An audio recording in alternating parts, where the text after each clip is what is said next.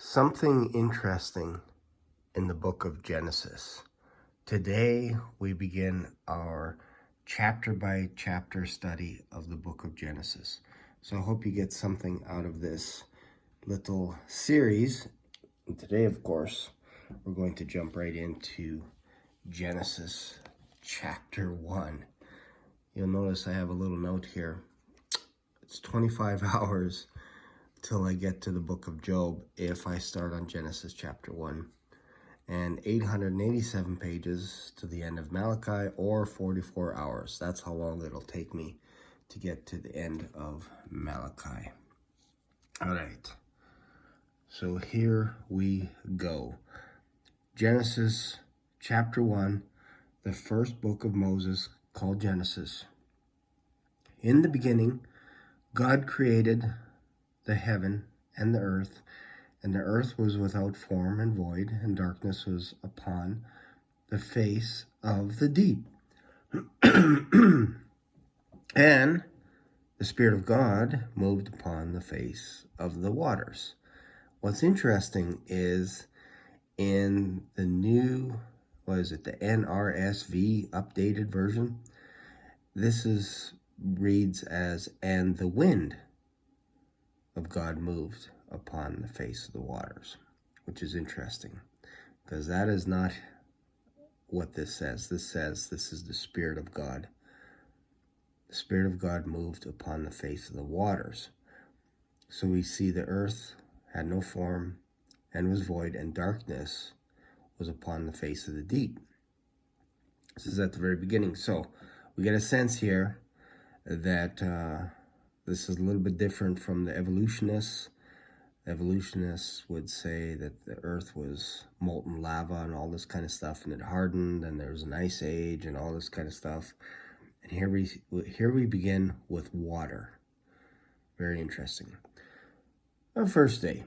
And God said, let there be light, and there was light, and God saw the light, and it was good. And God divided the light from the darkness, and God called the light day, and the darkness he called night. And the evening and the morning were the first day. No sun, no moon, no stars. And God said, let there be a firmament in the midst of the waters. Other versions will say dome. Firmament is a hard substance. And let it divide the waters from the waters. So now we get a separation of the waters. Waters above, waters below. And God made the firmament, excuse me, and divided the waters which were under the firmament from the waters which were above the firmament. And it was so. And God called the firmament heaven, and the evening and the morning were the second day. Now, some other versions call, when it is mentioned as the dome or firmament, they say sky instead of heaven. But there's no, obviously when you look up, there's no stars, there's no sun, there's no earth in the sky.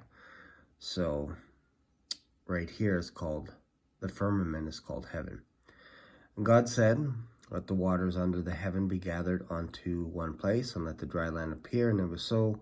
God called the dry land earth, and the gathering together of the waters he called seas.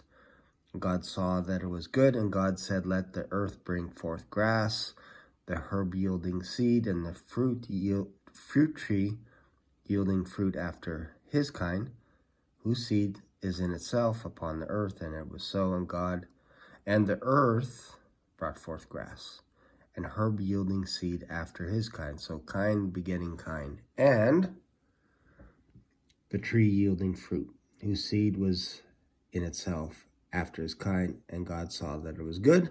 And the evening and the morning were the third day. The fourth day God said, let there be lights in the firmament of the heaven to divide the day from the night, and let them be for signs and for seasons and for days and years. And let them be for lights in the firmament of the heaven to give light upon the earth. And it was so. God made two great lights, the greater light to rule the day, and the lesser light to rule the night. And he made the stars also. And God set them in the firmament of the heaven to give light upon the earth, and to rule over the day and over the night, and to divide the light from the darkness. And God saw that it was good. And the evening and the morning were the fourth day. Quite fascinating. Fifth day, God said, let the waters bring forth abundantly the moving creature that hath life, and fowl that may fly above the earth in the open firmament of heaven. So here we see, this is where the fowl fly, which is in the open firmament of heaven. And the great whales, God created the great whales. Maybe I'll talk about that in another video. And every living creature that moveth, which the waters brought forth abundantly after their kind, and every winged fowl after his kind. And God saw that it was good. God blessed them, saying, be fruitful and multiply, and fill the waters in the seas, and let the fowl multiply in the earth. And the evening and the morning were the fifth day. It's interesting. This kind of the same thing started happening after the flood. So this could you can almost build a case that this was immediately after a flood. Talk about that maybe in another video. All right, so the evening and the morning were the fifth day, because it talks about replenishing. Replenishing is basically refilling something that was emptied. Which is interesting. All right. Verse 24. And God said, let the earth bring forth living creature after his kind, and cattle and creeping thing and beast of the earth after his kind. And it was so. And God made the beast of the earth after his kind, and cattle after their kind, and every thing that creepeth upon the earth after his kind. And God saw that it was good. So when Moses is writing this, basically just letting us know that, hey, you can't have creeping thing turn into cattle. You can't have cattle turning into flying creatures. You'll never see a cattle. You'll never see sheep, goats, rams, whatever flying through the air. And same thing with birds. You'll never see them creeping along the ground like a serpent or anything like that. That's because like begets like. That's the point. And God said, let us make man in our image. Verse 26. In our likeness, let them have dominion over the fish of the sea, over the fowl of the air, over the cattle, and over all the earth, and every creeping thing that creepeth upon the earth. So God created man in his own image. In the image of God created he him. Male and female created he them. And God blessed them. And God said unto them, be fruitful and multiply and replenish the earth and subdue it, and have dominion over the fish of the sea, and over the fowl of the air, and over every living thing that moveth upon the earth. And God said, behold, I have given you every herb bearing seed, which is upon the face of all the earth,